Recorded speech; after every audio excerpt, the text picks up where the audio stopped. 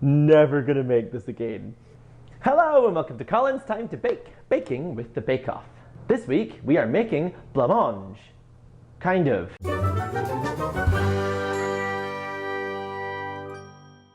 So this week was dessert week, which means the bakers had to do desserts. The technical bake was a beautiful bake of a blancmange, which was not baking in the slightest. How did I get on this week? Well, not very good. No, not at all. You're about to see. So if you've come to this episode of Colins Time to bake a blancmange, and you're hoping for some helpful tips on how to make yours very successful, it's not what you're going to find. Not at all. No. I'm going to talk through what I did, and then you're going to get to see what happened. Yeah, so don't take this as a helpful way to make it, because it was an absolute state. I think if I was to judge myself, I would have just shut the door on the tent and just pushed me away gently. You might notice I am wearing an apron, and we've got some things on the walls and some on the fridge. Guess what? My stuff finally arrived, which worked out very well because I had to use a bundt cake for this week and I didn't really want to buy one, so I didn't have to. But now I kind of wish I did, because the bundt cake I had was far too big for the blancmange, which doesn't make a difference because it tasted horrendous. Imagine biting into like a lovely sort of mousse and then having bits of gelatin in your mouth, kind of like gristle. Oh my god, it was horrible. Anyway, we'll get on to that later. So if you are new to my channel, Baking with the Bake Off is a chance for me to try the technical challenges from the Great British Bake Off. Aside from this year being a little bit more technical than usual and a lot more expensive, thanks Prue, I found this to be a challenge. This week is a huge challenge, and I really struggled to whether or not I was going to make it, because first of all, blancmange is not baking. Second of all, it is a lot harder than you'd look. Third of all, it tastes disgusting. So without further ado, let's just go. Yeah. So you're meant to start with soaking the gelatin leaves in a small bowl of water for about 5 minutes. I didn't have gelatin leaves because I had powdered gelatin, because I thought it would work the same. I guess it would if I'd mixed it in properly, but it didn't, so we'll just move on. Now you'll want to take your millions of grams, 450 grams of raspberries, put them into a food processor and blitz this to a fine puree. You'll then want to pass this through a sieve. So I had a sieve, but it's more of a colander, and when I tried to put it through, all the seeds fell through, so I was like, you know what I'm going to do? I'm going to use good old faithful cheesecloth that I've been using for the past few weeks to strain and do various things. That didn't work out, because when I squeezed the cheesecloth, it all shot out one side and hit the wall, landed on the floor. It looked like someone had murdered like a million tiny raspberries all over my kitchen. And then, of course, I thought, you know what, I'll just keep going, because why would I stop and restart? Well, I'll tell you why, because I spent $16 on raspberries, because raspberries are expensive in the US. Now, where I'm from in the UK, you can sometimes just go down the river and find them in a bush. So this was quite shocking to have to pay lots of money for them. Anyway, I digress. So the raspberries, well, you'll see here. It's like a bloodbath. So, note to you all, just get a sieve, just a metal sieve, because let's face it, this looks like someone died in my sink. Yeah, it was a state. I did eventually manage to get some of the raspberry puree in, which I then put through. My brand new coffee, what are they called? A cafetiere, because I thought that would work, and it didn't work because it was too thick. So I added some water to it, and then ended up making it really watery. It was such a mess. So yeah, then you had to put the raspberry liqueur in, which I forgot to buy. But also, if you are making this at home, and again, I don't know why, raspberry liqueur is just Chambord. I didn't want to go buy Chambord because I'd already spent a lot of money on raspberry. So I just used raspberry jam and boiled it a little and strained that too, because that's the same. I will put captions on this so you can understand what I'm trying to say through the laughter. So you want to then mix some corn flour and some milk in a pan. When I was filming this, I was not paying attention to what was going on because my whole kitchen was a mess, and as you can see right now, The footage is mostly of my hand.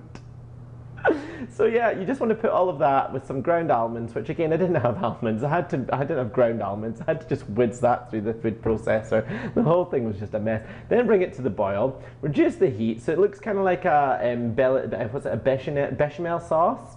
And it did not taste like that. It tasted like wallpaper paste because I forgot to put the almond extract in there. When I did, it then tasted like almond extract. You've got to add your gelatin leaves, or in my case, add the powder. And really, if you are using powder, just make sure you mix this in completely. And if you are putting gelatin leaves in, make sure they have fully dissolved, because otherwise it just tastes like you're eating some sort of weird gristle fat thing. Yeah, so that happens. Stir in 300 milliliters of your double cream, add the rest of the raspberry puree that I had, and pour into your mold. So at this point, I was so annoyed and so angry because I spent so much faff and money just trying to get this all ready. And then I found out, because I didn't read the recipe till it started, because why would you? You had to stick it in the oven, stick it in the fridge for 6 hours. 6 hours! I don't understand why the recipe says 6 hours. From the Bake Off, they give them, what, 3? Like, why not just stick with that recipe and do the whole, like, you have to keep it in the freezer for this long and then put it in the fridge? I don't really know, but either way, 6 hours was how long I was going to give it. So I had lots of time to make my langue de champ biscuits. Langue de chat, oh my gosh, why? So, husband's a French teacher and German teacher, and I just butcher the language because I am such, I don't know. Anyway, so making these, I thought, these will be easy, this will be straightforward. And I thought, you know, they look quite successful. They're not pretty. Well, they're pretty enough. And I really will want to make them again. I wondered what they were, and it turned out that those biscuits that you get in a tin at Christmas, the ones that are dipped in chocolate, really delicious, don't get me wrong. So I got a phone call halfway through filming making these, and I didn't realise because my phone was on silent. In America, they just give you a random number when you get a phone and when you get a SIM card, and then they just recycle the phone numbers all the time. So I've had 3 different people's phone numbers apparently, because all of their friends and family and other things they've signed up to keep phoning me all the time. So one of those numbers phoned me halfway through filming this, and I lost all of my footage because it stopped the recording. Well, mine was running anyway. Put your mixture into a piping bag with a 9mm nozzle. This is quite important. The first one I used, which you'll see in a second, was too big, to be honest, and it just slopped out like, I don't know, I just don't know. What is this? Let's discuss. I tried to pipe them, it made a mess, it did not go well. They tasted brilliant, but not so much. So the second lot I did, I just cut the end of the piping bag to what I thought might have been 9mm, and that's what turned into these, which I think is a reasonable shape. I think I might just do a separate video specifically for these, or I might just never make them again, you never know. Like I say, these were not very successful. This is not a very successful week for me. So if you have come here looking for a helpful video, again, thank you for bearing with me this long. Probably, maybe, just subscribe for more banter, because that's all I have this week. Banter o'clock. Oh, right, so yeah, back to your blancmange. I forgot. The blancmange has been in for 6 hours by this point. So I took out, and you want to put it into a bigger bowl of hot water, just so that it comes away from the sides of your bundt tin, because I didn't know how it was going to do that. And I thought, is this going to work? And it did. Because when I flipped it over, well...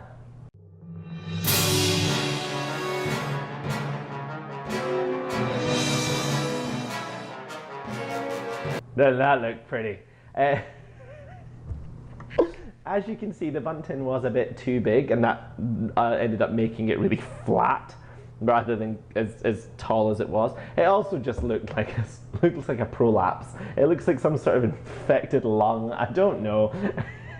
Also, why would you want to put ground almonds in there? Why would you want something that's got a nice moussey light texture to then have some sort of like crumbly bits inside? It did taste, to start with, like one of those like fruit corners with like nuts inside. Quite nice, until you chewed on a bit of gelatin and then you're like, ugh, not good at all. What you're about to see is my taste test, which I took the blancmange to share with some friends at the Bake Off viewing party that we have every week. I decided to share the joy of the blancmange with everyone else. And as you can see here, it goes nicely. So we're at the bake-off party and I'm gonna eat my prolapse. I really want someone else to try this. I am filming it all after. Yeah. Yeah, it's delightful, right? So that was the taste test of that, and here are the taste tests of my langue de champ. They taste great. Langue de champ biscuits. If you want to make those, please let me know if you want me to remake the langue de champ biscuits as a separate video, because I would like to make them again, and I think that they deserve their own separate video because this is actually baking, not the blancmange. Although, I'm realizing now that if I was to do any kind of fancy decoration of like gelatinous, moussey desserts, I'd probably need to know that too, or if I was putting it in something. So it's good to know if I was decorating or having some sort of mousse layer on something to get that right. So I probably shouldn't be so harsh on the blancmange side of things. Live and learn. That was the blancmange week. Thank you very much for sticking with me through this wonderful thing. Please share in your comments below how you think I did. Please subscribe for more. Hopefully next week will be a little bit more successful. Don't forget to follow me on social media. My name is Colin. This is Colin's Time to Bake, Baking with the Bake Off 2018. Thank you very much, and I'll see you next week.